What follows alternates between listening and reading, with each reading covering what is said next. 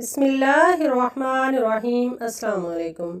قصہ ایک سنگ دل دیہاتی کا۔